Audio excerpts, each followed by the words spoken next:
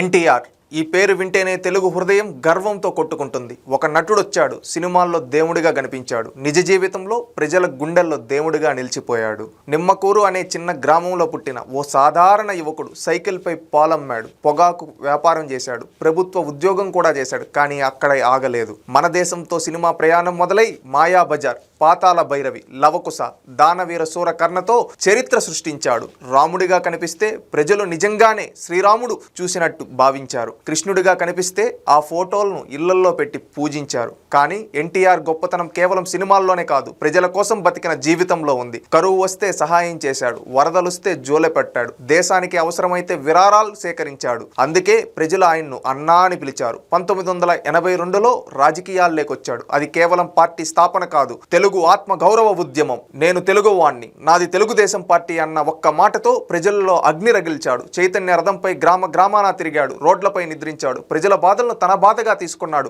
కేవలం 9 నెలల్లో అధికారం లేకొచ్చి చరిత్ర సృష్టించాడు. ₹2 కిలో బియ్యం కావచ్చు, పేదలకు ఇల్లు, స్త్రీలకు ఆస్తి హక్కు, మండల వ్యవస్థ, బడుగు బలహీన వర్గాలకు గౌరవం. ఇవి కేవలం పథకాలు కాదు, ప్రజల జీవితాలను మార్చిన నిర్ణయాలు. ఈ రోజు లెజెండ్ అనే పదం చాలా ఈజీగా వాడేస్తున్నారు. కానీ కాలం మారినా, తరాలు మారినా ప్రేమ తగ్గకుండా నిలిచే వ్యక్తినే అసలైన లెజెండ్ అంటారు. అదే ఎన్టీఆర్. సినిమాల్లో హీరో, రాజకీయాల్లో విప్లవం, తెలుగు జాతికి ఆత్మగౌరవం. తెలుగు జాతి ఉన్నంత వరకు ఎన్టీఆర్ పేరు చరిత్రలో కాదు, ప్రతి తెలుగు గుండెల్లో ఉంటుంది. ఈ రోజు ఆయన 103వ జయంతి సందర్భంగా ఘన నివాళి అర్పిస్తూ ఉన్నాం.